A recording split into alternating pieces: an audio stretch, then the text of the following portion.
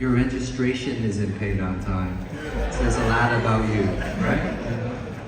Yeah, and especially in California, the car culture, it's one thing, but it has subdivisions. Like the lowriding culture is different than the rice burners and the, you know what I'm saying, and the muscle cars, and you can kind of go into these different subcultures and figure out, what's going on. There's a certain type of music that goes with each car culture, you know what I'm saying, with each thing. And so, especially here in the West Coast, I've been able to go and be part of all of these different things. I've been going to the racetracks. I've been going to the people who like to drive the exotic cars. I've been to people who like to, hop the lowriders.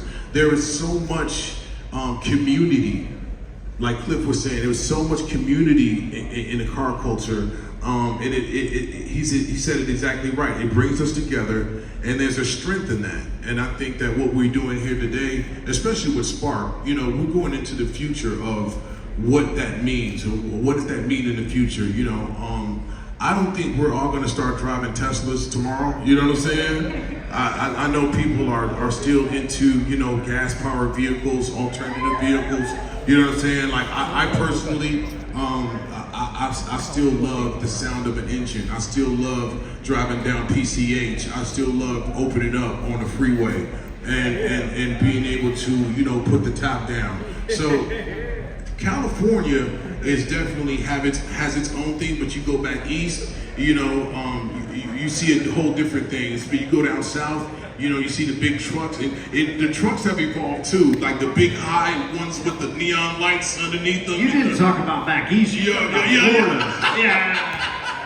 I know what you're talking about. The dunks, you know what I'm saying? The dunks, yes. Like, it is amazing how car culture is just really defining, like, the areas, the way we grew up, the way we speak to each other, and I think it's only going to get better. Well, car culture in a way is family, but to your point of the way everything has evolved toward is today, and Teslas, where there's a fear of technology and the autonomy of that taking the driving away from the experience.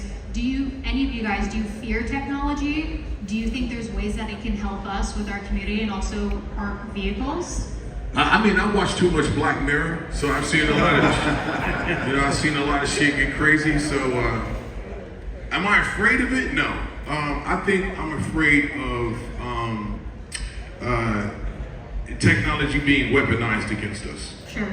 And people going too far into it without giving up too much responsibility. Like, I don't want to see people sleep. You driving, you know what I'm saying? Like driving in a car, you know what I'm saying? I don't want to see that yet. There's lives on the line here. So I love what technology does, but I definitely think that we should still keep control of what we're doing. And once it's proven to be safe and proven to be beneficial to what we're doing, it advances what we're doing. I think we just need to take baby steps. Right. That's the way I feel about it. Yeah, if you look at the car industry for so long now, there's been technology every step of the way, and it's how can we use and adapt that to then use it towards our own self-expression and build on to what your idea of that is and continuing to bring all of us together, right?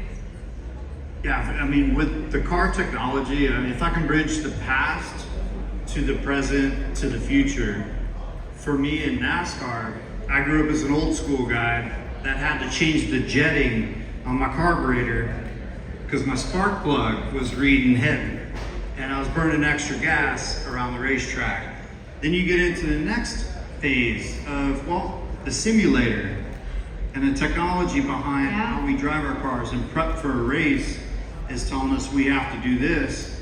The future will be an AI type system, but the way I feel it, it's called the sixth sense. Just keep it simple, stupid. Just use that sixth sense to know you ran your car hard or you have this many miles on your tires, and the things that you learn about a car come from the feel and the way you drive it. And it could be many of cars, and that's what I believe is a new technology that helps. Because in NASCAR, we used to have like one or two, maybe three top cars we would have to go for a championship. Now we have 12, and you got to learn each one of them, but yet the technology behind it backs it up. I think with technology, I think the big thing for me is the experience that the future drivers are gonna get is gonna be completely different from what we experience.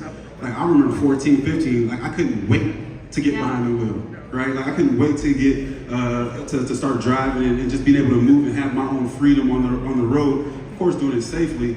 Nowadays, I don't think the kids even think about it because It's weird. it's It's weird. real. You know what I mean? Like just that experience.